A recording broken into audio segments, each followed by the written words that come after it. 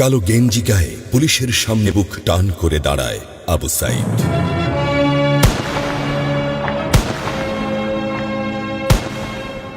Police তাকে রক্ষা করার বদলে গুলি করে। ঠাস ঠুস কয়েকটা গুলির মধ্যে একটা গুলি লাগে তার কোমরে। খানিকটা ভাঁজ হয়ে যায় শরীর। সম্ভবত সে বুঝতে পারে নাই। ঘাড় ঘুরিয়ে কোমর দেখার চেষ্টা করে একবার, তারপর আবার আগের মতো আবার দুই হাত প্রসারিত করে সিনা টান করে দাঁড়ায়। ডান হাতে ছোট্ট একটা লাঠি। বিশ্ববিদ্যালয়ের প্রধান ফটকের পাশে বেশ কয়েকজন পুলিশ, হাতে রাইফেল, রাইফেলের তাজা গুলি, আবারও গুলির শব্দ। পরে গুলিটা কোথায় লাগলো বোঝা গেল না। তবে আবু সাইদ টলছে।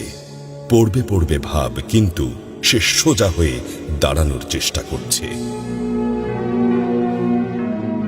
গুলি খাওয়ার আগে ফেসবুকে তার শেষ পোস্ট ছিল, যতদিন বেঁচে আছেন মেরুদণ্ড নিয়ে বাঁচুন।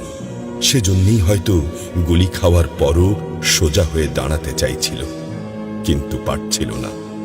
আবু সাইদের মেরুদণ্ড সোজা থাকলেও শরীরটা মাটির দিকে ক্রমশ ঝুলে পড়ছিল। সবুজ জামা পরা বন্ধু এগিয়ে আসে, পুলিশের গুলির ভয় ডর পাশে রেখে আবু সাইদকে ধরে। আরো দু একজন আসে, আবু সাইদকে হাসপাতালে নিতে হবে। আবু সাইদ হাঁটতে পারছে না, শরীর ছেড়ে দিচ্ছে।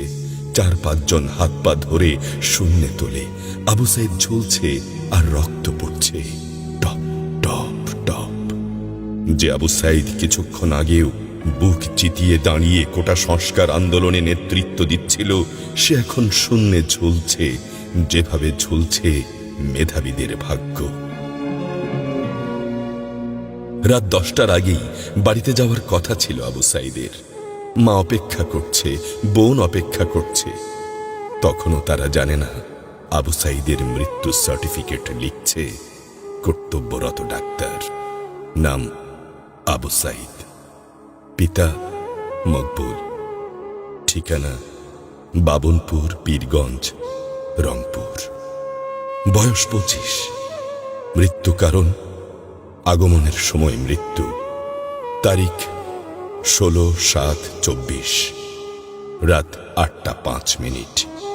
Serial number 240434, Rangpur medical college হাসপাতাল। পরিবারের একমাত্র শিক্ষিত ছেলেটা খুন হয়ে গেছে।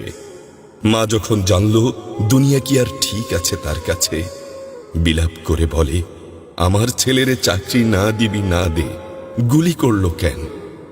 বোন সুমি আর্তনাদ করে বলে, 3টা গুলি কেন আমারে করলো না? আবু সাইদ ফেসবুকে আরো লিখেছিল, যদি আজ শহীদ হই তবে আমার নিথর দেহটা রাজপথে ফেলে রাখবেন। ছাত্র সমাজ যখন বিজয় মিছিল নিয়ে ঘরে ফিরবে, তখন আমাকেও বিজয়ী ঘোষণা করে দাফন করবেন। একজন পরাজিতের লাশ কখনো তার মা বাবা গ্রহণ করবে না।